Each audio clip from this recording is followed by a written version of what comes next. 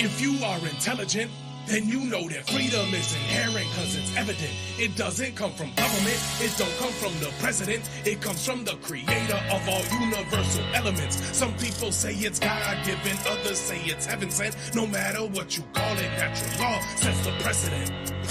Subjective morality's a fallacy. There's laws that we cannot see, like gravity, that people accept happily, but tragically they believe that freedom has to be granted to them magically by royalty or majesty. It's sad to see people willingly give up their liberty, cause they don't really see the enemy that's on a killing spree. The state, it hates sovereign individuals, cause those who follow natural law and abide by all its principles are mentally invincible, immune to the brainwash. We liberate ourselves and then help others break the chains off. We ain't soft, we go hard, like when the thunder hits. Guns and clips, ready in self-defense from the government and the elitists running it.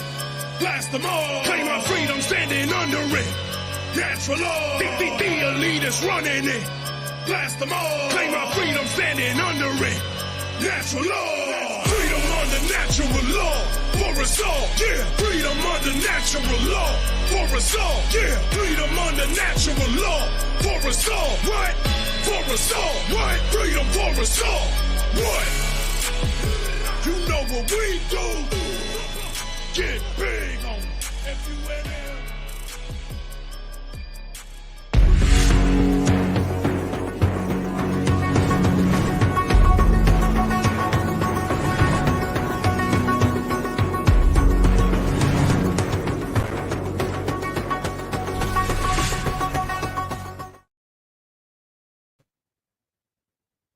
Hello and welcome to the Pioneers of the Great Awakening. Today we have an amazing guest, Will Keller, and he is a freedom activist, animist, spiritual anarchist, public speaker, and a father.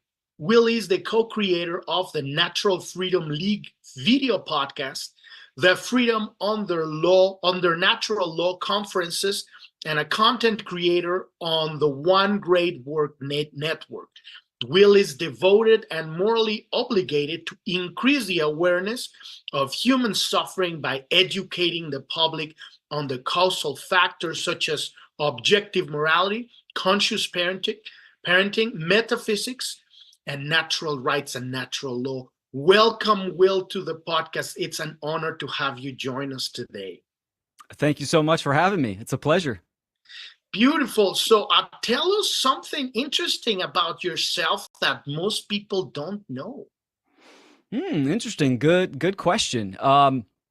Most people now understand me as a public speaker, a content creator for those topics that you mentioned from my bio.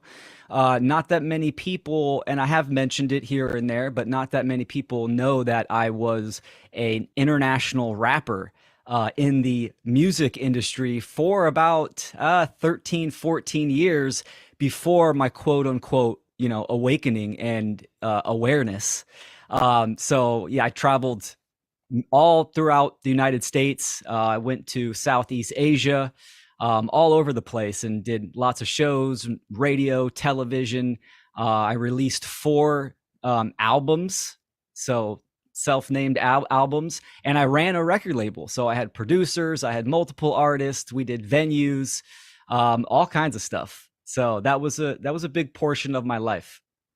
Oh, that's epic. What kind of rap? What kind of hip hop? Yeah, so I'm born and raised in the Bay Area. So we pride ourselves on having our own style of hip hop and rap, right? Bay Area music. So that was pretty much the flavor of it. I wish I could say it was more conscious hip hop or rap, but it was not. It was straight party music. And it was just, trying to get the good vibe in the club going or in the party. And that's what we focused on. And also, some R&B. And actually later on in my career, I gravitated towards live performance with a band. And I kind of embraced more of a reggae style hip hop, which was, freestyling on stage, also freestyling with the band. So we called it, I have a nickname. I went by Chill Will, and my nickname was Mr. Peanut Butter. I know, it's funny. I'm giving you the juicy details. And then with the band, it was the Strawberry Jam Band featuring Mr. Peanut Butter. So, and it was more, I would say, more family friended. A lot of kids would come out and we would just jam and freestyle, and it was a really good time. But my previous albums were just straight rap, grungy party music. And some of the artists I had under my label, they absolutely were conscious hip hop artists and released some incredible albums. So that's something that's on my list later on down the road, is to try to knock the dust off the old pipes and record a more conscious hip hop album. Awesome, and that's definitely needed right now. Music has an incredible power to reach at this point, and you see with like Tom McDonald and people like that are really like stepping out and just putting it out.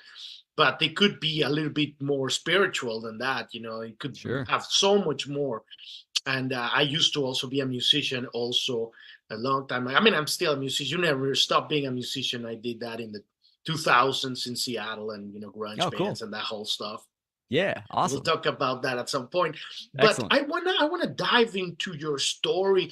What was your fork in the road, the moment that led you to this timeline where you are right now and who you have become? Excellent, great question. So the major Cladicus fork in the road was definitely becoming a father. Right. And also exiting my music career. But upon exiting my music career, I found myself in a battle of addiction with opiates. So I had no clue how I found myself in this position. I would just take them, go into a party. It started off casual and then ended up into, full-blown addiction. And I battled with that for about 1.5 to 2 years. And that was the catalyst, absolutely, because upon healing myself and pulling myself out of the trenches of my own internal hell and purgatory, I really had to face myself. And I functioned really well, even though going through this battle. Went to work, family and friends didn't even know that I was kind of suffering in this sense. But what it did was it made me look in the mirror, literally, and ask myself, how did I get here? What makes me tick? What's my psychology? And really analyze and ask the deep internal questions about oneself. And that was the turning point, healing myself and then continuing that process and asking those questions and really stepping onto the path of truth discovery of oneself, but also continuing that and applying it externally to what is going on in the world, and the causal factors and how to create change. So that absolutely was the fork in the road. And I think a lot of people even nowadays can kind of relate to that. Even within the truth and freedom spiritual community, I think addiction is prevalent. Even out of those communities, addiction is prevalent, because addiction is not just, what we consider hardcore drugs, television, anything that disrupts your operation or holds you back from growth and has a negative influence that is on, a continuous basis, meaning that your judgment is clouded and it's dictated by either this behavior or substance, is definitely a type of addiction for sure. Even the addiction to ignorance, I think, is one of the most prevalent addictions that people have, right? They refuse to look at anything, any factual evidence or the truth. And it's a big problem. So it's a good topic. I think people can relate to that. It's so interesting. Yeah, I had my own thing with that. I a lot of people smoke weed. They can't handle it, but I did it for like 20 something years, all the time. I did like stop by at the end of it when we had that the scandemic kicking in. I had a moment of revelation because I lived in an alternate universe. I lived in a completely different parallel reality. And I was never the kind of functional stoner that nobody knows I'm stoned. I'm the one that I'm like, woohoo. And so, Yep, I can relate. Those. And then the couch potato, watching Netflix and shit. So I got all these incredible projects just shelved there that I have finished. And it was kind of like a revelation for me. It's like, wake the fuck up. God damn it. There's work to do. Look at what's happening. It's happening.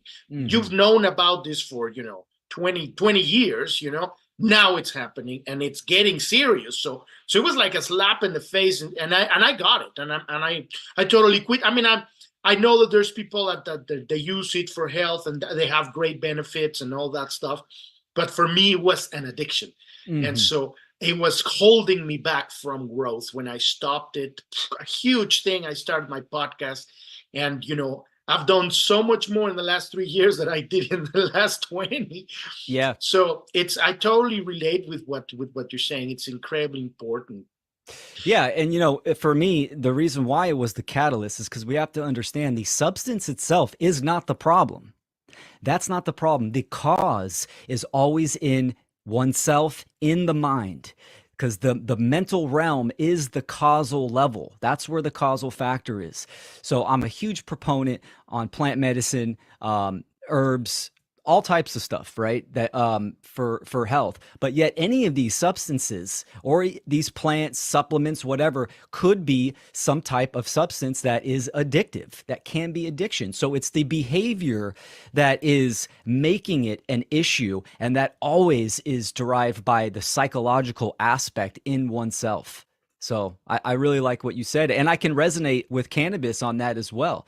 I had my time period where cannabis was a driving force in my life. And then I had that realization, like, look, this is not serving me anymore.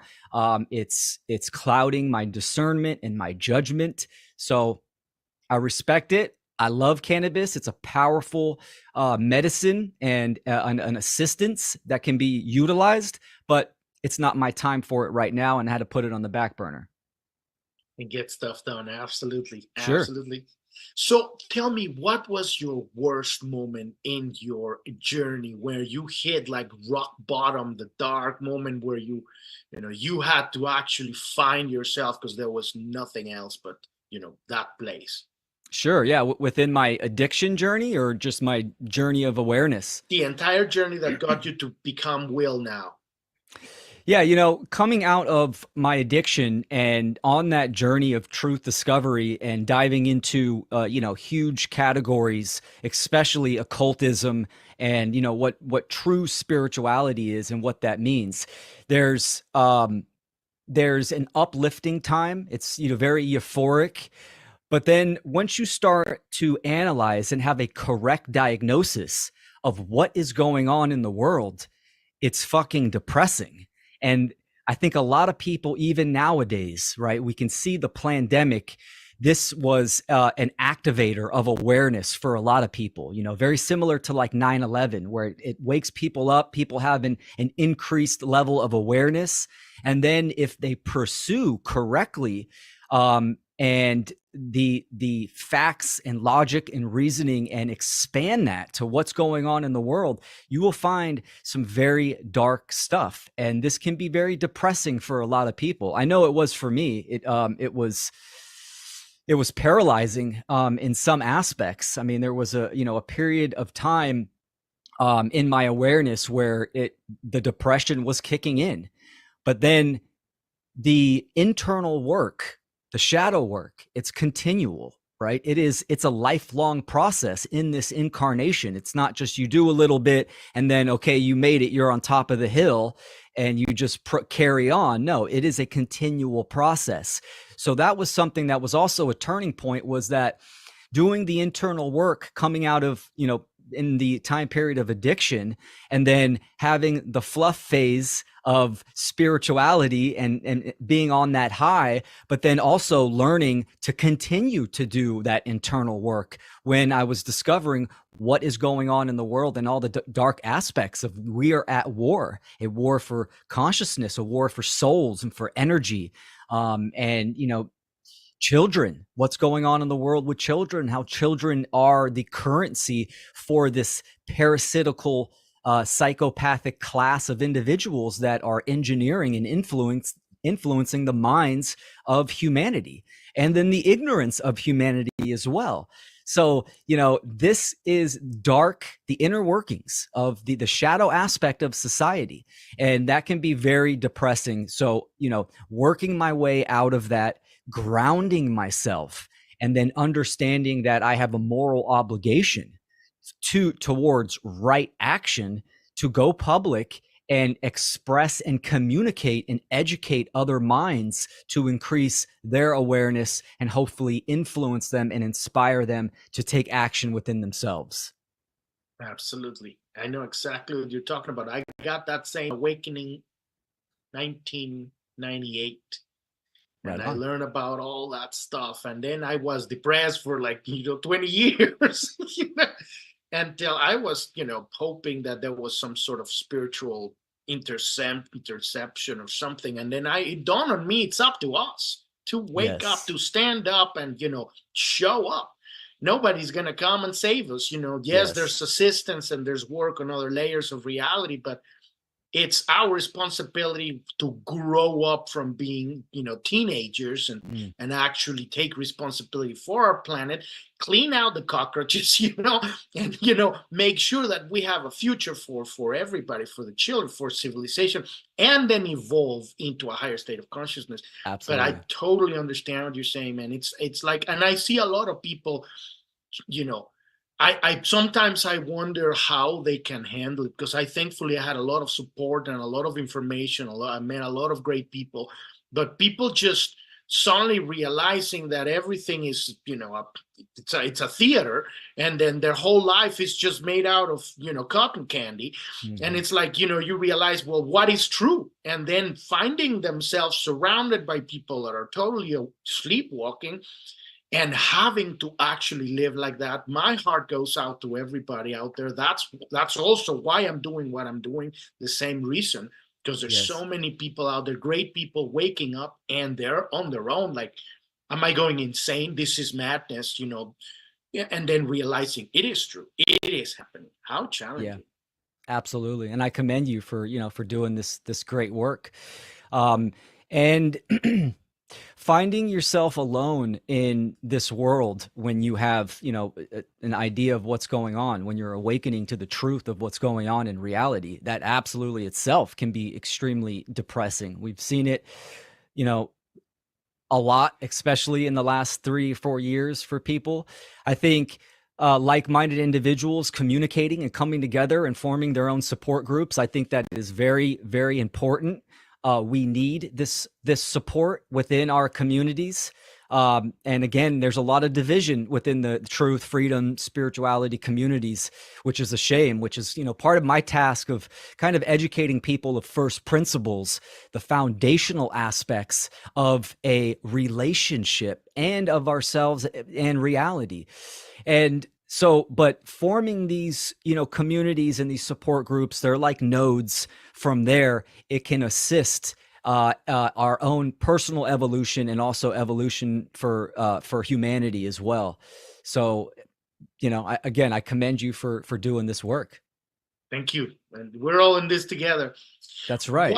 What was the deepest lesson that you learned on this dark place? If you can put it into some cohesive kind of, the one thing that you got out of there, or many things, whatever you want to, however deep you want to go. Yeah. One of the biggest lessons, you actually already touched on it, right? Is that there are no saviors. There's nobody coming here to save us. So the realization that each individual human being has a moral obligation and duty to activate during this time and take action. That was one of the biggest lessons and the activator for me that lit the fire under my ass to start doing this work. It was about 2 years of gathering information, understanding it, processing it, and about 2 years that I was choosing escapism versus right action.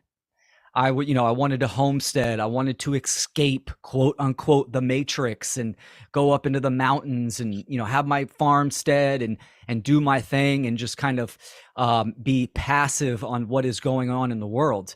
And that's not the correct action, right? When you understand that we are at war and that our individual energy that we are putting out into the environment has an effect. This is how we're going to create change. There are no white hats out there that are secretly working in government to rescue us. There are no saviors, so to say, as the cultural religionists want to say, that are going to come down. There are no beings that are the Pleiades or any type of other beings that are going to come down and save us. It is up to us, and it's up to each individual to take some form or fashion, some type of action in this endeavor of evolution and freedom.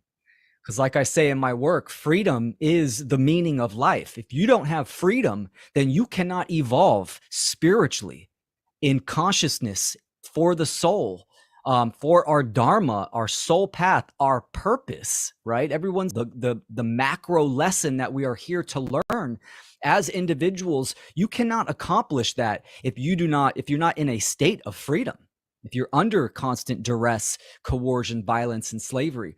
So this is why that category is so important. So understanding the moral obligation that I myself need to take action, and then learning how to do that, right? It's one thing having that realization. It's another thing actualizing it.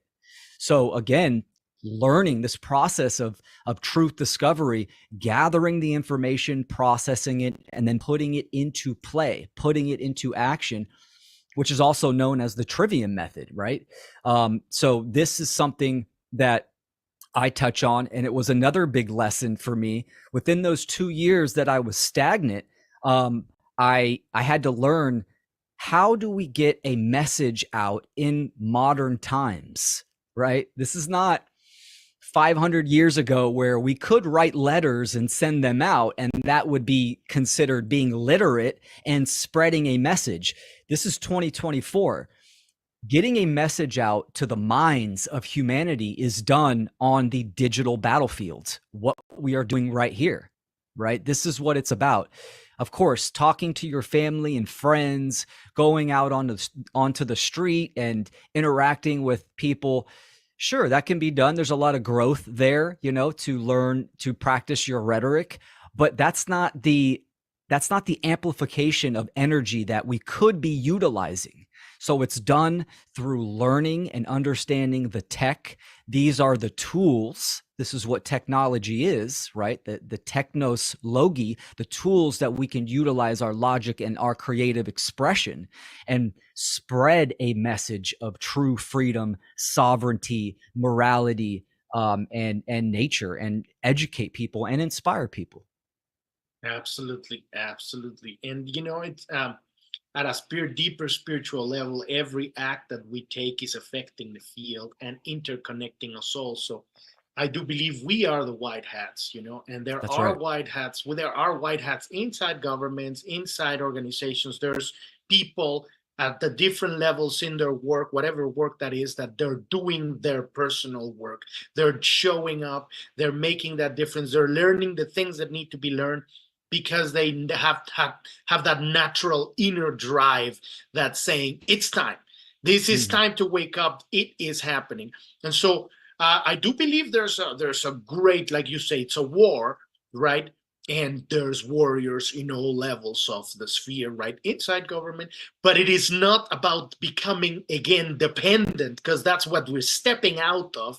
That's why we ended up here, because we fell asleep on the driving wheel. Being dependent on the government and be dependent on their health organizations to tell us what health means, and dependent on the financial system, dependent. So it's about becoming sovereign, and as sovereign, we vibrate a frequency tone that links us together like a powerful net that changes reality at the subatomic structure. Absolutely. So what keeping all of this in mind, what keeps you still to this day? What keeps you up at night? If I'm kept up at night, there's a couple things. I do sleep fairly good. What keeps me up, one, my daughter, just being a father, being the protector, and also being in a co-parenting relationship, right? So we are separated. So I'm always thinking about my daughter. And, this transfers into just children in general. A big part of my work is talking about conscious parenting. But the aspect with my daughter is just outside influences. I am not one that shelters my daughter. I am a father that believes in telling your children the truth. Number one, young children, my daughter is 10, by the way. So she can handle, because she doesn't have all the layers of programming and conditioning from just culture and government schooling and stuff like that a lot of the adults have already. Young children can handle the truth fairly well, and I think it's important that we don't lie to them. But just making sure she is safe. Of course, being in a co-parenting situation, I can't control her mother. So, things that I wish her mother would understand or do, all I can do is influence and try to communicate. And everything that I do and everything her mother does has a direct, influence and an effect on our daughter as well. So that's something, again, it doesn't keep me up, every night, but that's something that's on my mind. Just being a better person and being mainly a better father. I have very strong connection with my daughter. We're besties. So that's a great aspect of my life. But and then I would say just contemplating other ways to communicate the message that I do, different forms and fashions to amplify my message. That's something that I think about a lot, right? I do a lot of presentations. So how can I say this message in a different way to reach a different type of people? What are some of the modalities that I can take to amplify my message or reach a certain demographic? And then, just understanding the dark aspects of just reality and what is going on. That necessarily does not keep me up at night. I have integrated that. And again, that took me some time, extremely depressing and horrific in the beginning, but I've integrated that, and I just know that I have to do what I can do and, protect my loved ones around me and stick to the script of right action. It's so true, because, as soon as you start taking action, that is a relief, because knowing all these atrocities are going on, it gnaws us at your soul away, because you're not doing anything. But as soon as you're doing stuff, it's not like you have solved the problem, but you are doing your part. And that really allows me to sleep, because, I don't know if everybody's like that, but I'm like that. If I know there's an injustice going on, I cannot just, look by. I have to do something. And so Yes. working on your stuff, that definitely that is probably the best medicine that I would recommend to everybody that's suffering from, the realization of the darkness of what's going on. That's what kept me up for a long time, was the trying to break that inertia and gain the momentum, right? The hardest part is starting, and we need to dive within our own psychology and look at these roadblocks, right? What is hindering ourselves to take action? So sitting idly by, that kept me up at night until finally just it compounded. And again, same process as I did when I was in my dark days of addiction. I looked in the mirror and asked myself, what's holding me back? right? And write them down on a piece of paper. Then I slap them on my big whiteboard and just start dissecting myself. So I can totally relate to you. I've always been someone that an injustice hits me right in the soul, right? So, I mean, even in my local reality, I'm not one that would just walk by, and if I see someone getting violated, I would record them on my phone. I would intervene at some level, verbally, physically, or whatever. So justice, absolutely. And it's ironic that this is where humanity's at now. We're at a place of collective justice, cosmic justice, where the energy and the lack of action that humanity has taken for hundreds and hundreds of years, we are starting to see the effect of that. Well, we have been seeing the effect of that. And I agree with you, especially in the last 3 years. I personally don't say a great awakening, because I think there are some objective standards that would have to qualify a quote unquote awakening. But I do say there is a great awareness going on. There are a lot of people that understand something is not right. They see the duress and coercion and violence within government on both sides. Doesn't matter if it's a left or a right political side. They see the theatrics of it. They understand the medical industry is fraudulent and is violent as well. So there's more people that are interested into more holistic realms of healing versus the allopathic system. So we see this increased awareness, and I think that's great. That is the first step for sure. That's also a great opportunity for people to activate and get onto the battlefield to express information and to create change.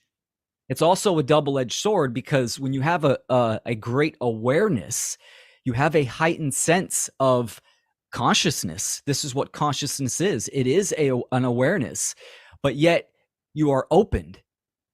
So it is easy to be misdirected and infiltrated on a psychological level and an energetic level. So again, it's very important to understand critical thinking, what that entails, understand the objective principles of reality, of nature, natural law, how reality manifests, and that we are co-creators in this reality. This is why our individual effort applies to the collective sphere. This is what the collective is. It's comprised of individuals. So the energy that we put out has an effect on the ethers. So it's very important. It's a hell of a time to be alive. I know that's a fact. And things that we couldn't talk about 50 years ago, a lot of people are talking about now. So that's an increase of awareness in the new age of Aquarius. This is what the Aquarian energy is. It is mental. It's the air element. It's networking, humanitarian, collaborations. So this is the time. I think the time that we're living in now is definitely going to divide and give us clarity on where we're going to be in the next 10 to 20 years for sure. So just jumping from that one, what is your vision for humanity's future? Excellent. Well, I'm a realist, and will and can are definitely two sides of the polarity and to the spectrum. I've had a gift and a curse. I can see the potential in things, whether that be my garden, whether that be in a relationship, in an individual. I can interact with someone for a certain period of time and I can see their potential. That has done me wrong many times in relationships. I can see the potential in humanity. I understand the potential of humanity, that we can create and co-create a state of true freedom. But I also understand that there are requirements for that. Those requirements are correct knowledge, and understanding the fundamental principles of nature and truth. And if we do not reach those requirements for change, then we absolutely are not going to reach a turning point in the condition that we are seeing now, the condition of slavery. We're not going to see a state of freedom if we don't meet those requirements. So I am a realist. I am an optimist as well. It is absolutely possible for humanity to activate in the aggregate, in the collective, and we can really set on a path of just turning this around. But then again, this is my whole message, is understanding that we say we want freedom, we say we want sovereignty, we say we want evolution, we say that we want health, but those do not manifest by the thought or the feeling. The thought and the feeling must be there in that order, but there is a requirement of action that must be in place in this reality. The act ion to perform the energy, that must be there in that order. Thoughts, emotions, and actions. So we are not going to sit in the lotus position and repeat affirmations that are going to project us and ascend us into a state of freedom or evolution. That is not going to happen by the laws of nature. What is going to happen is understanding that as I think, so I feel, and so I act, and that action is required. So can humanity evolve and activate towards a state of true freedom and sovereignty and cohesion and symbiosis in nature? Absolutely, it can be done. But will it is a completely different thing. So that's the whole heart of my message. Obviously getting into the details of what we need to know to create change, but explaining that simple fact that we need to activate individually. So, as far as in the short term, where we are going, we're at the fork in the road. I absolutely see that we're at this time where a major pivot could happen and we can turn for the better, or it can turn for the worse. So that fork in the road, I think in the next several months to a year to a couple years, we are going to see the fruits or lack thereof of the now. Of all our work, indeed. Sure. So what are you doing right now to contribute to this vision? You've already, you've already shared a lot of what you're doing, but if you want to go into more specific, more depth, what are you doing to contribute to this vision? Excellent. So I'll kind of give how I started. In 2019, I started making videos on social media, YouTube channel, and stuff like that. That was the introduction to the public scene. And then educated myself on the technology. How do we correctly get a message out efficiently and effectively? I met a group of locals that formed a support group. I met my partner at the time, John, and we created the Natural Freedom League video podcast, which was fantastic. We've taken a break on that. We got 78 episodes, had some fantastic guests, and kind of just did casual conversations like we're doing now, and that was fantastic. I highly recommend people check those out. Some really good researchers and teachers and educators. And then from there, became a content creator on Mark Passio's One Great Work Network, which is a hub of content creators, over 75 plus creators, all under the umbrella of natural law, true freedom, and objective morality. And we all have our own creative essence on how we express the information that we do.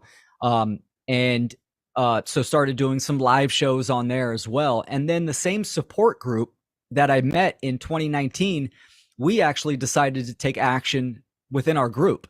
And we formed the Freedom Under Natural Law Conference. And this is a free 2-day online virtual conference that we live stream. And we did the third one last year, and we're in the works of doing the fourth one. And we invited some fantastic guests, Andrew Kaufman, Richard Grove, Mark Passio. I mean, you can go to the website and see the list. Incredible presentations. And that was great. That was the kind of the grammar stage, and for people to express their own work and spread the message. Currently, I'm focused on my individual work. I'm doing presentations. I have about 10 formal presentations that are out where I dive in detail into objective morality, what is natural law, conscious parenting. And I'm also doing a live show the first and third of each month currently. That will move weekly, but right now it's just twice a month, and it is a presentation style with an open discussion at the end. So that's been really fun. And then I'm also making a course that will be free, where it will be easily digestible for people to start at episode 1 and work their way through the tapestry and the progression that lays out all the information that I feel that people need to understand to have a correct diagnosis of what is going on in the world and how to create change.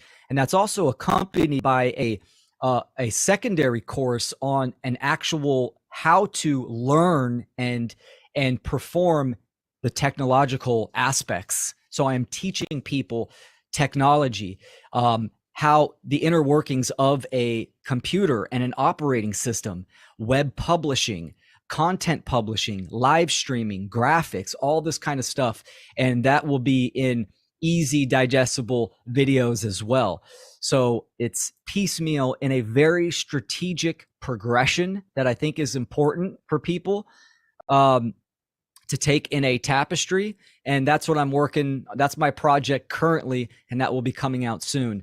I have one-on-one meetings with people, especially with people, with parents, talking about curriculums and mainly how to communicate to their children of all ages what is natural law, what is freedom, morality, natural rights, all these crucial fundamental topics that we need to understand. And my whole motto is simplify the profound. Taking these profound topics of spirituality and cosmic law and simplifying them so that you can explain it to an 8-year-old or a 9-year-old or a 10-year-old, right? I think this is important. Humanity, and this can be transferred into, public education. I feel humanity that itself is in such a condition of negative knowledge, meaning that how they think reality operates is completely inverted to how it truly operates, right? So the deprogramming and the unlearning phase is vast, and it's something that it's quite the task. This is why it's called the great work. You're trying to influence people to take a look at their programming and conditioning, how they were raised and what they believe, and dissect that and analyze that. So being able to communicate these huge philosophical, metaphysical, moral topics to a simplistic level so someone can comprehend, I think, is very important. And that is my whole style of expression: simplify the profound. Beautiful. Clarity. There's nothing Clarity, better, baby. more important than clarity. That's definition, right? That's the definition of the word definition is clarity of meaning. So infinite meaning to the finite, higher definition, clarity of meaning. Well said.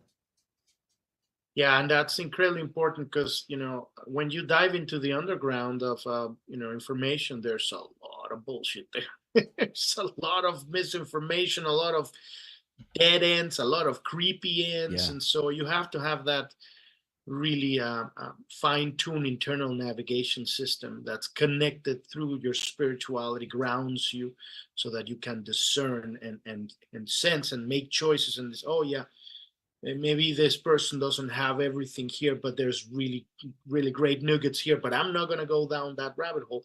I'm going to take here from here and here and then make my own way, you know. Hey, dude, that's a fantastic point. That's something I focus on, the trivia method as well. And this is kind of the realm that we're going into, especially with AI, is that it's getting harder and harder to discern truth from fiction, from deception. So what are the tool sets for someone to make correct diagnosis and correct judgments, right? And to discern correctly. And like you said, there's a lot of misdirection, a lot of dead ends. So these cognitive toolkits are extremely vital for one's awareness and progression. Indeed. So what do you like, talking about all these kind of divergent, paths and groups? What do you think we can do to inspire unity among the different groups of the awakening movement? Excellent question. First principles. This category, and I'll kind of give a brief explanation. This category is the great unifier. Ultimately, truth. Like, what is truth? That is the great unifier. First principles are based in truth. What first principles are, it is morality and natural law. These are the fundamental principles that govern reality and govern ourselves. So what's more basic and fundamental than we exist in this reality and we have interactions with other beings and with each other? What's the condition of those interactions?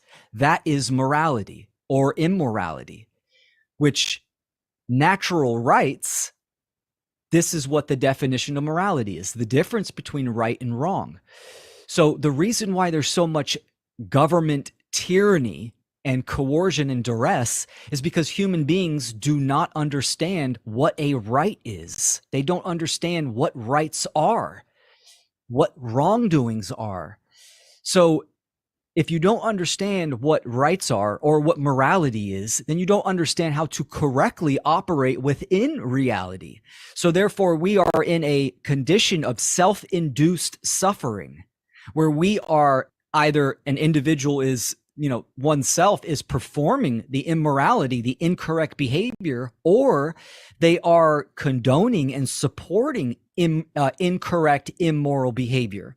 This is the condition that we're in. This is fundamental, our just basic interactions. When we understand objective morality, what the difference between right and wrong, this can be implemented into any system that we come up with, whether it's health, financial, community building, innovation, technology.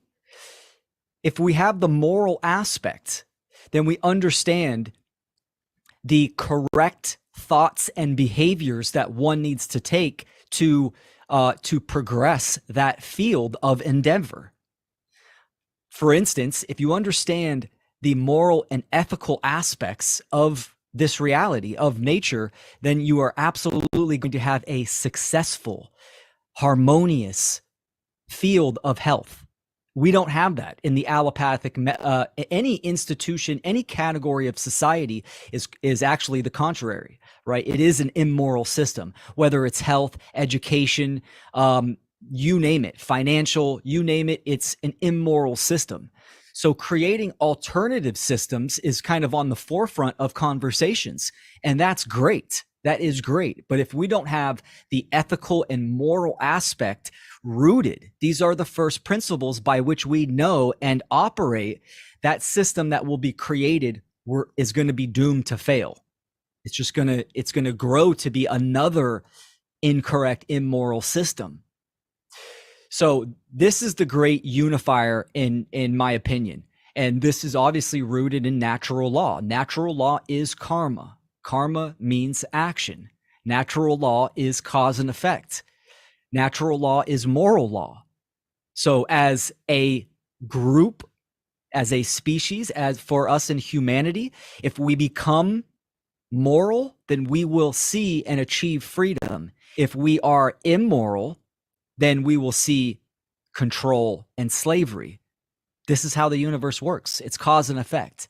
So understanding these first principles of truth, of nature, this is the great unifier. And this just stems into every aspect and facet of our lives. Once we understand that knowledge, then we can see government for what it is, that it is an illegitimate, immoral system, and that what is a moral system is based on voluntary interaction, right? Because if it's not voluntary, it's coercive and it's control. That is a wrongdoing. That is incorrect. So this category is, to me, the great unifier. And, you know, this is the core of my message. And it's a philosophical aspect as well. There's a lot of resistance for people. I think that is due to conditioning and programming and to religious thought. And, you know, again, religion is just anything that binds back. That's the etymology of religare, religion. And people thinking and being raised a certain way that humanity and that society should and has always operated one way. They think that's how it needs to be. When just because something has been for a long time or has always been in memory, that doesn't mean that it's right or it should be that way. So that's the great unifier. And then understanding morality. That's my short answer. Objective morality. And then conscious parenting. People are going to have children, guaranteed. This is happening. If parents are not raising their children correctly with morality, true spirituality, freedom, natural rights, these fundamental principles, then what you have is a society that is devolving the human species, right? Because this is what raising a child means. It means raising them up in awareness, in consciousness. So applying these first principles to parenting, I think, is vital, because if we don't, then we're going to be constantly playing catch up, or worse. It's just going to propagate ignorance. It's going to propagate this system of control through, conditioning and programming. So parents need to step up and take their power back. The whole system wants to put the wedge between mother, father, and child. And if you do that within a society, then you have total control over them. So conscious parenting. Beautiful. Exactly right. How are we going to move forward if we don't even understand reality? Exactly. We have to understand how the building blocks of reality interact and form everything, and what participation, what aspect of that do we collaborate, how do we integrate into this puzzle, and how do we show up and actually fit the right piece in the right place? Because otherwise we're trying to put a square peg in a round hole, and that's right. Has never worked throughout history. That's why empires fall and then others rise, revolutions fail because another asshole shows up and does the same thing, and people are starting to do these loops. So if we look at history, we got these loops. So if we really want to evolve, we need to turn it into a spiral and actually go up. And now we're moving. Exactly. So it's, yes, we're doing those cycles, but they're kind of growing in music, right? These octaves. Now we're going to have these different higher frequencies. That's right. Yep. Mm-hmm. Evolution versus revolution. Exactly. Revolution is just a spinning in the same way, and so definitely we need to, and I think that there is enough knowledge, and we are contributing to participating to bringing more of this information, because this is data. What we're talking about, this is just data. When people put it in practice, then they can actually have truth. because truth comes from their experience, not from somebody telling you something. It's great to have great availability of data, information, philosophy, but unless people go and have the experience, and now the experience is coming to your door, it's like you don't have to go seek it. It's knocking at you. You want that vaccine? You want that central bank digital currency? You're like, it's right on. So it's like people have to be taking those decisions right now.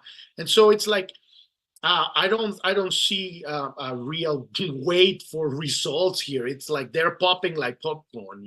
It's happening because they have to. We're on the edge, right? That's right. And you're absolutely correct. It is at our door. It's in our pocket, on our phones. It's everywhere around us.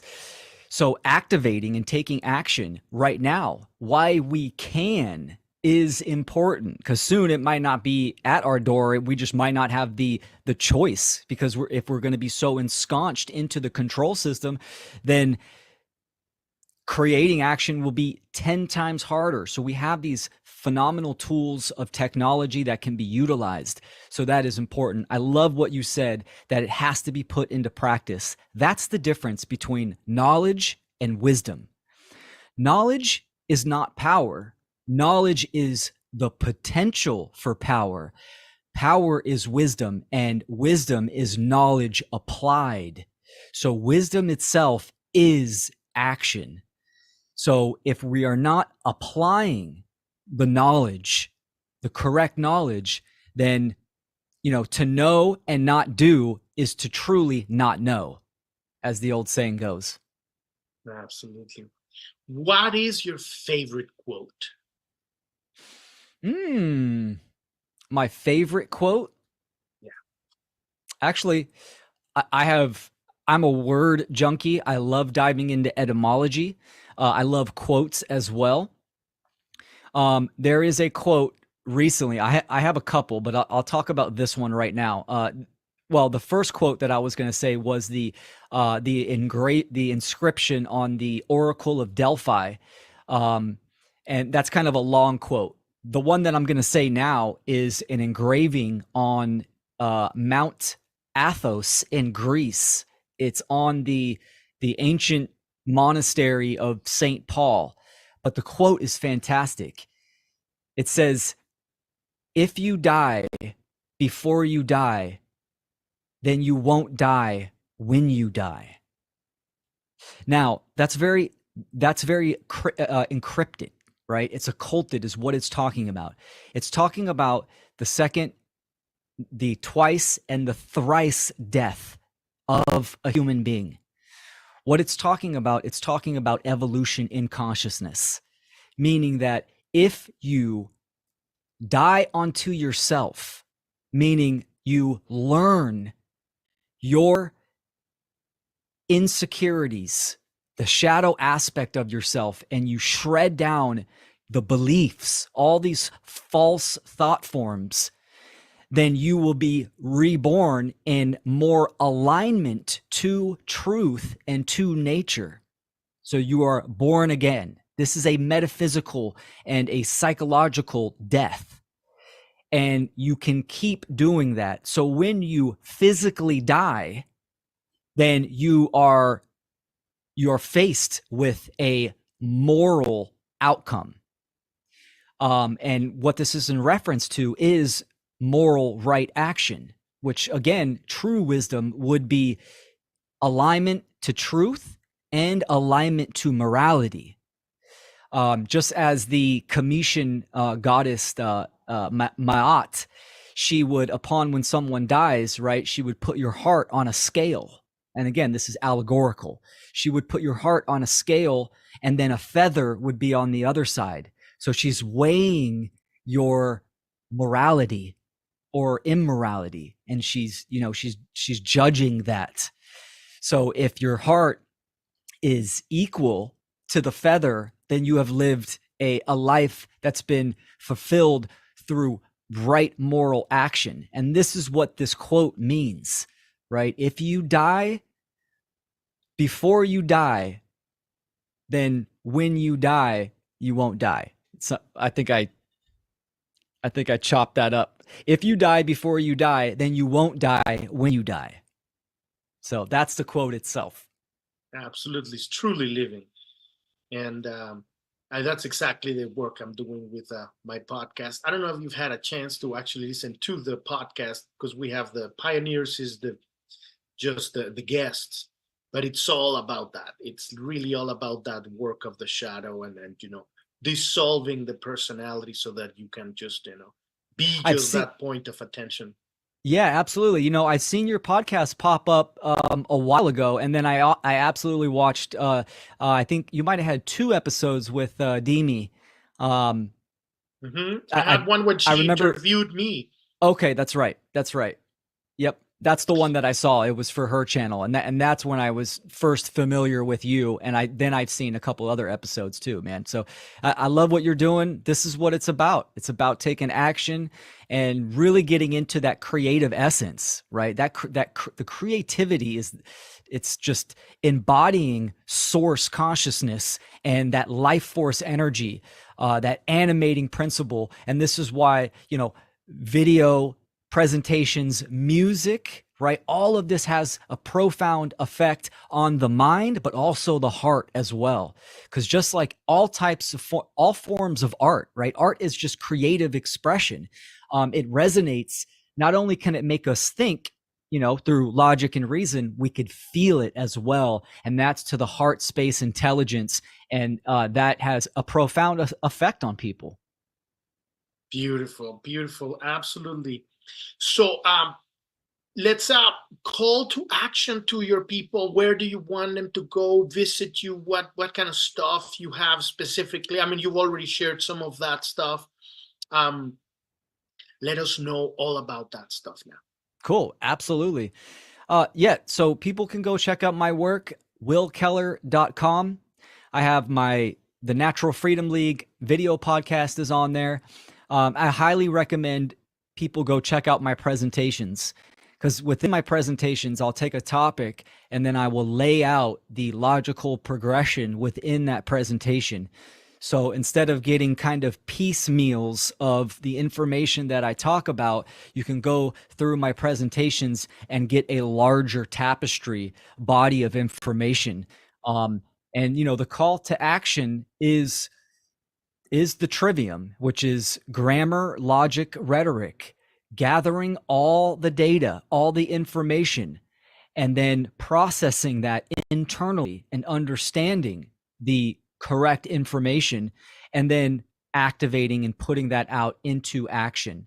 My presentations, I'll give a shout out to the One Great Work Network. That is a fantastic resource for people to go and check out. I have my work on there.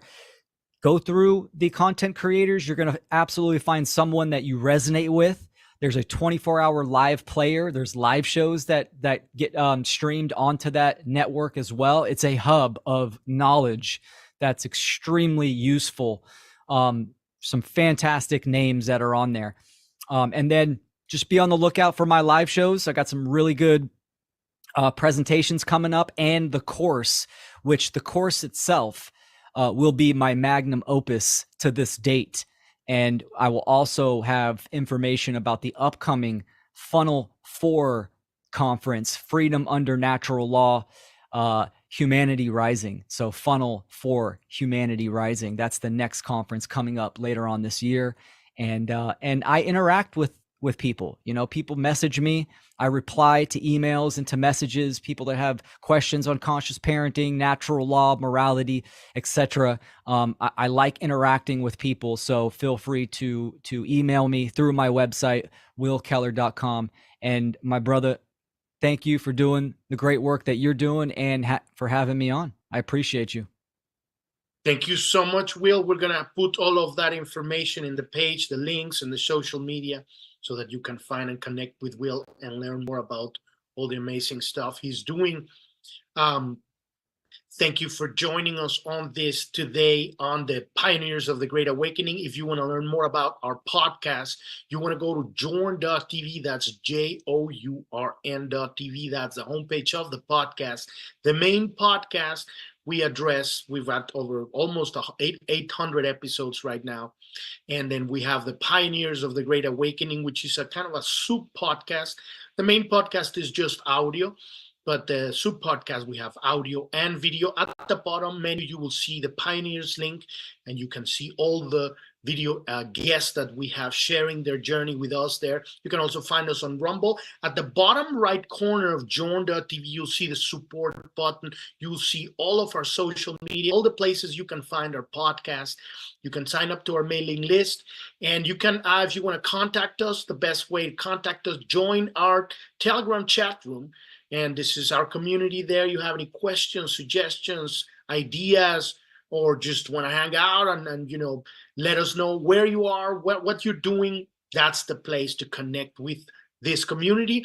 We also have 3 news outlets, the Telegram news channel, Truth Social, and an X, which was Twitter. And it's all kind of like we've tried to look for the most objective, logical kind of explanation to many of the stuff that's going at a physical level. We don't really go very spiritual there. That's what the podcast is for. That's what the chat room is for. And we have the Rumble also. You can find all of the Pioneers there. If you want to look into our coaching, if you want help with your whatever you're going through, we got a one-on-one where we dive into the gene keys. What do we do with this tool to dissolve the personality, to awaken that inner natural drive and that like gut sonar, so that you can navigate through this reality, make decisions as they coming to you. Because right now we are barely have even time to think out the decisions. We need to be like on a state of flow and organic and centered. And so that's the work we're doing there. And we do one-on-one sessions with that. We have a specific coaching program for people, which call it life design. If you find yourself being a different person wherever you go in different situations, there is a center, an inner natural spiritual purpose. And when you align with that spiritual purpose, it comes out and it blooms into every aspect of your life, with your relationships, with your family, with your business. And that at the end of the day, you're not going to find yourself exhausted because you've been all these different people for all these different people. So there's a very specific way of centering yourself, finding your deepest spiritual purpose. We also have a coaching program for people who are stuck in the dark night of the soul. This is not for everybody, because you have to be ready to step out of it. And the way you step out it is to just do it. In the midst of your pain, in the midst of your suffering, you choose to be of service. There is not going to be an end to your suffering until you step out of it consciously and actually become of service. And eventually that pain is going to get transmuted, and there's a way to move through that. But not everybody is ready for that. We have a specific coaching program for coaches, and this is to utilize and learn all the tools of podcasting, the technical aspect, the marketing aspects, to generate highly qualified client leads that are specifically targeted to you, that want to work with you because of your unique, authentic self-expression. A lot of people fall apart with that, and you target specifically, and then you connect with your tribe. And that's called a client generator. All of that is at the bottom right corner of journ.tv. Click on that support button and you can learn more about those there. Thank you so much for listening, for watching, and we'll see you on our next episode of the Pioneers of the Great Awakening. Thank you very much. Bye-bye.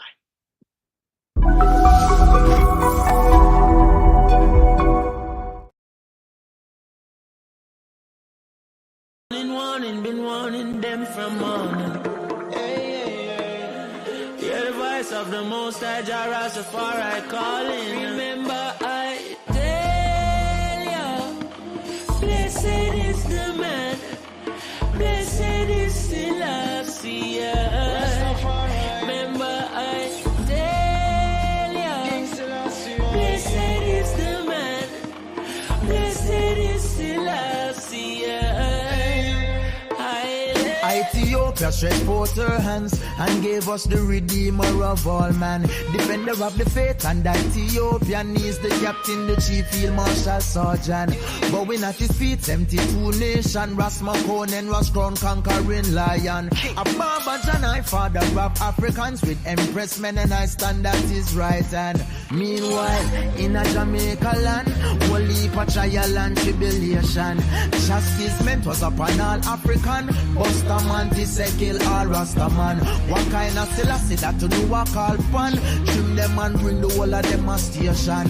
Never in the name of my King of England will I ever live to see the Rastaman redemption. But when the 2-6 clash, that's when the plane land. King of all kings touched down in Kingston. Would you believe? So said, so done. Bustamante blind, couldn't see when the king come. Some of them deaf for me, see some of them dumb. When they rise up against a Selassie kingdom. You politician with your evil agenda.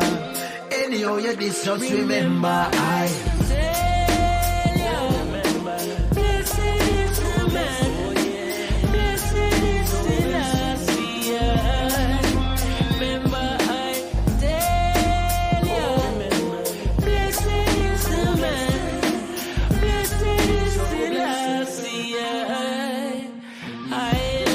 Blessed is the man that walketh not in the council of the vagabond them. Selassie say fi dash it, put the fire upon them. Lava splash, lightning flash, thunder crash upon them. Queen Elizabeth and them a plan it from when I say Jamaica. Prison we a drop it upon them. Coffee with prison yard man a pack it from when.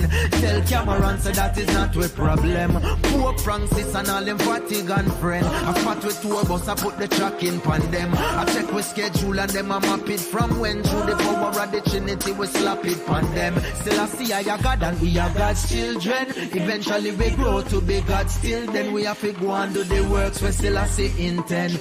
Empress men and she are the strength for women. Divine feminine that are the vibe where she bring. When sick meta thing she destroy everything yet still in the womb. Life is within. She are the melanin absorbing light in my skin. Highly still I see slew Goliath with the sling.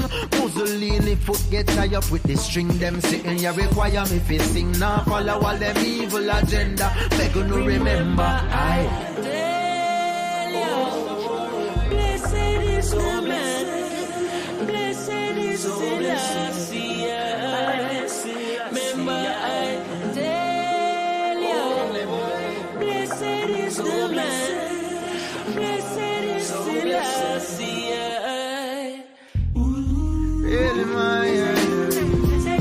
Rastafari.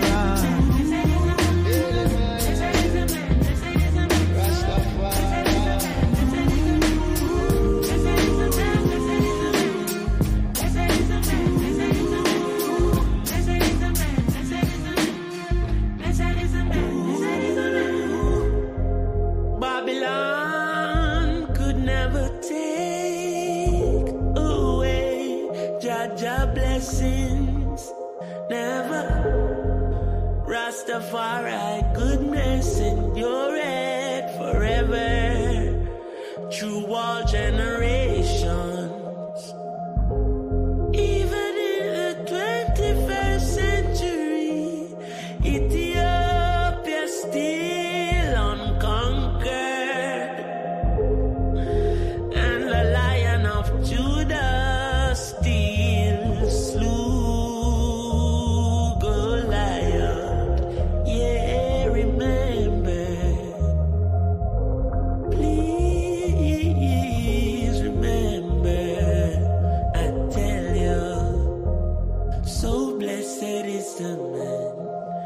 Blessed is the man, blessed is Selassie.